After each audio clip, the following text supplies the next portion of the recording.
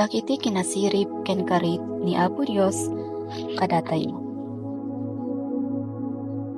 Baling man ti amin, ngem siak a Dios mo, dinto agbalbaliw.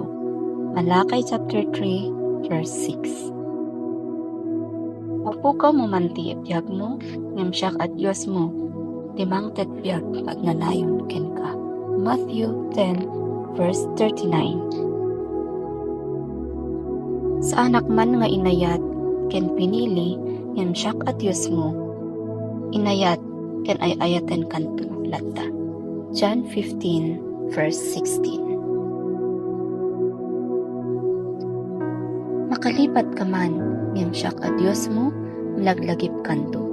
Isaiah 49, verse 15. Kumapoy ka man, ngem siak a Dios mo, papigsain kanto.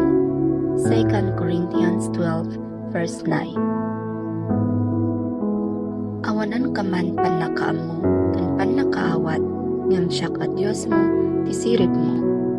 James 1, verse 5. Napobre ka man, ngem siak a Dios mo, ti kinabaknang mo. Revelation chapter 2, verse 9. Agladingit ka man, ngem siak to a Dios mo, ti maragsak mo. Psalms 30, verse 5. Mapanawan ka man, ngem siak to a Dios mo, ti mangaywan ken ka. Psalm 27, verse 10. Mabisinan ka man, ngem siak to a Dios mo, ti mangpakan ken ka. John 6:35.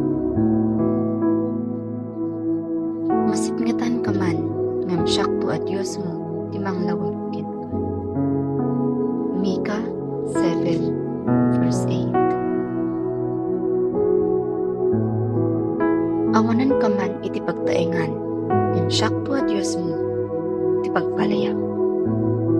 John 14, verse 2. Ulila ka man, ngem siak to a Dios mo, ti panaka, amang.